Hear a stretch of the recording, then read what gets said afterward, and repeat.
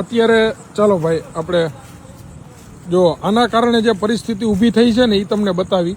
આ પાણી અત્યારે ચાલુ છે, બહાર પાણી નીકળે એ પરિસ્થિતિ છે.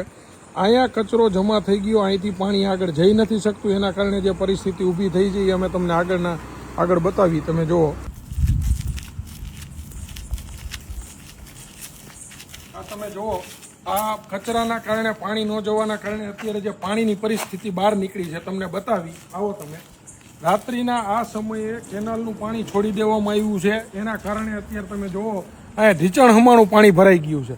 તમે આગળ જુઓ, આ પરિસ્થિતિની અંદર અહીંયા ઢીચણ હમાણું પાણી ભરાઈ ગયું છે. અહીંયા અત્યારે જવું હોય, સામે જે ફ્લેટ આવેલો છે એ ફ્લેટની અંદર અત્યારે પાણી જાય એવી પરિસ્થિતિ છે. આ માત્ર કચરો સાફ નથી થયો, એના કારણે આ અત્યારની નવી ચૂંટાયેલી બોડી. આટલા માટે અમે કહીએ છીએ મિત્ર કે શિક્ષિત લોકોને તમે રાજકારણની અંદર આગળ પ્રોત્સાહન આપો, શિક્ષિત લોકોને આગળ કરો તો પ્રી મોન્સૂન કામગીરીની જે રીતના કામગીરી થાય એ જ રીતના કેનાલ ચાલુ કર્યા પહેલાં કેનાલની જે સફાઈ થવી જોઈએ. અત્યાર સુધીના કેનાલ સફાઈના નામે કરોડો રૂપિયાના ભ્રષ્ટાચારો થયેલા છે.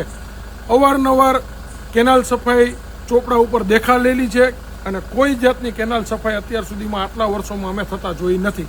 બરાબર, કરવામાં આવતી હોય તો માત્ર ને માત્ર 1-2 મશીન અંદર ઉતારી દઈએ અને દેખાવ કરવા પૂરતી જેમ તેમ એમ કેમ કરી અને રસ્તો રોડવી દઈએ અને ચોપડે લાખો રૂપિયાનો હિસાબ ચોપડે દેખાડી દેતા હોય છે. એના કારણે અત્યારે તમે જો આ પરિસ્થિતિ જે ઊભી થઈ છે, આ પાણીની પરિસ્થિતિ તમે જોઈ શકો છો.